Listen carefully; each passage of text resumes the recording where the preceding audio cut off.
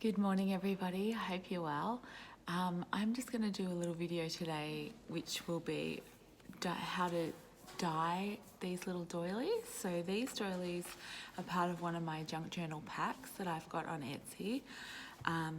They are just cut out from a bigger doily, and I've got some trim as well and some smaller, more ivory coloured ones. So we're going to use a few different things. We're going to use StazOn ink. We're going to use acrylic paint. We're going to use a Posca pen marker. And we're also going to I'll see how I go, have a little go with screen printing ink. One of these glimmer sprays. This is really old. I don't even know if this brand actually still exists. It's from my old scrapbooking days. This is probably about 12 years old. And I'm also going to just have a go with just food dye and some coffee. So I just use instant coffee when I'm using it to give an aged look. And depending on how deep you want the colour to be will depend on how sort of diluted you make your coffee. So I've got about a teaspoon of instant coffee with just probably that much water. All right, so let's get started. Okay, so firstly you want to protect your table, obviously. So I've just got one of my art journals that I've got in the background there, and then any leftover sort of paint and stuff that's on the pages I can use as part of that. So first one I'm doing is just the coffee stained doily. So I'm not giving it a really splattery look. It's quite an even look for this one. But if you wanted to give a splattery look, you could do different levels, like different dilution levels. So do a light one for the background like I've just done, and then do some splatters of some thicker coffee dye. But yeah, that's one. It's just super simple. So I've just put that off, and because it's nice and watery, the doily absorbs the colour super easily. Now the next one I'm going to do is another white doily. So keep in mind too that the different colour base is going to give you a different look when you do colour it. So I'm trying this Glimmer Mist. Like I said, it's super old. I haven't used it in years. I just found it in my paint tub. So yeah, as you can see, this guy's not working so well. It's probably blocked. I think the nozzle's quite blocked. When you are using a Glimmer Mist, you want to protect it from the spray going all over everything. So that's why I held that bit of paper up there. But yeah, this isn't really working so well. It should come out in a nice fine mist, which gives a really beautiful effect. But so I'm giving up on the Glimmer Mist here, but I do like the little splattery effect that it's given. So I just sort of soak up as much of that as I can. So this doily isn't ruined by any means. You know, as with any junk journaling or art journaling, sometimes happy accidents, that's the best part of this. It gives you a look that you just don't know what is going to turn out like. So I'm going to actually add some I was going to use food dye, but with this one, because the colour's quite strong from the Glimmer Mist, I'm going to use some of my acrylic ink. So this is an ink that is acrylic based, and it gives really, really beautiful, strong, vibrant colours. So I've just done a few drops of the blue into a little bit of water in this cup, and then I'm just going to paint that diluted acrylic ink onto the doily over the top of the mist that I've already done. So we'll see how that looks.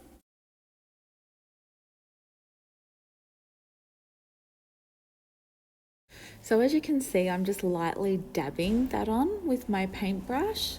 I just don't want to flood it with water, and I just wanted to sort of see how deep that colour was going to turn out before I went full on with the paintbrush. So I'm really liking the effect. So because of the splatters from the Glimmer Mist, it actually has a really nice, almost sort of tie-dye look. So that's that one. I'll leave that one off to dry. Now I'm going to try some food dye. So this is just a natural food dye. I'm going to go with the green. So again, just with a little bit of water, I'm going to do a few drops in there and then paint it on.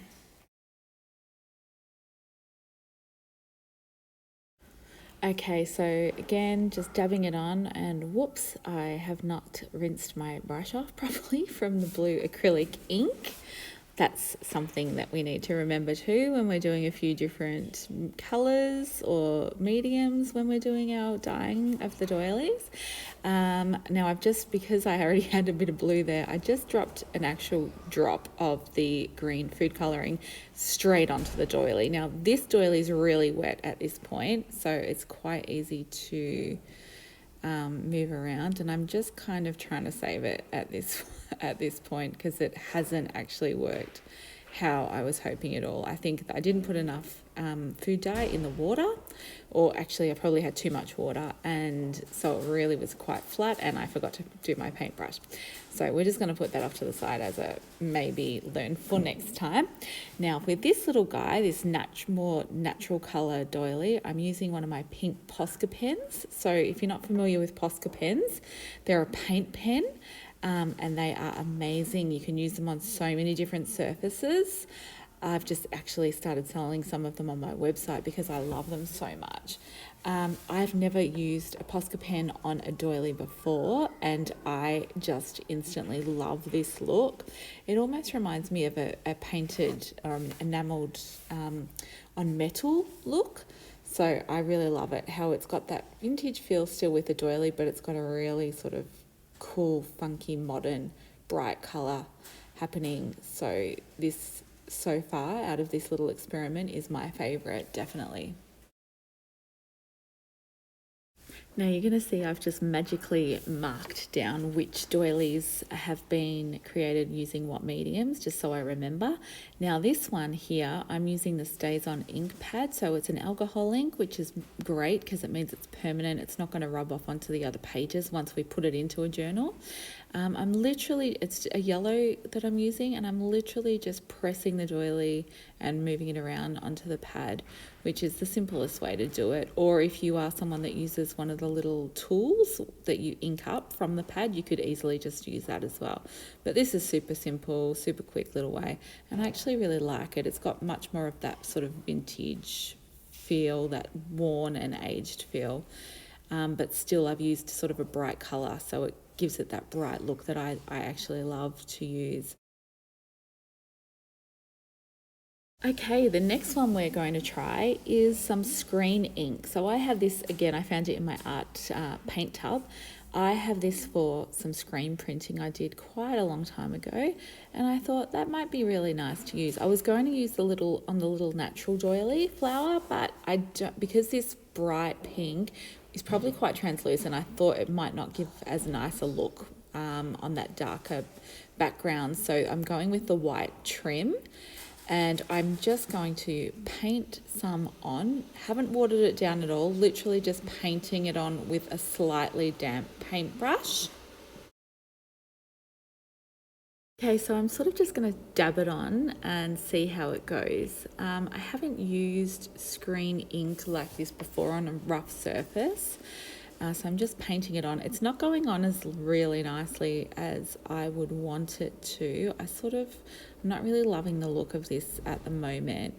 So what I've done is I'm going to just wet the paintbrush a bit more.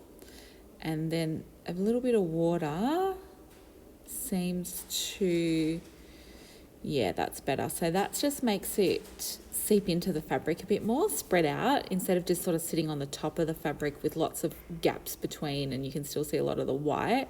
So now I'm not adding any more paint. I'm just literally dipping my paintbrush into the water to get that really soaked in. And now I love that look. That is beautiful. So it's really thoroughly covered the trim, and that is a really nice bright piece of lacy trim there. Beautiful, ready to go. Okay, lucky last one. We're going to do this natural little doily, and on this one we are using acrylic paint. So the paint that I'm using is the Matisse Derivian Structure paint, and I love this paint. It's a bit thicker than your average acrylic paint, and this is my favourite colour. I love this nice beautiful teal colour. Okay, so I'm just literally putting that on nice and thick. I don't want this one to sort of absorb in, so I haven't wet the brush too much. It's slightly wet just to make it easier to spread, but I want that really thick, solid, painty look for this one. And yeah, I love it. It's perfect. So just make sure it's completely covered there, and that is done.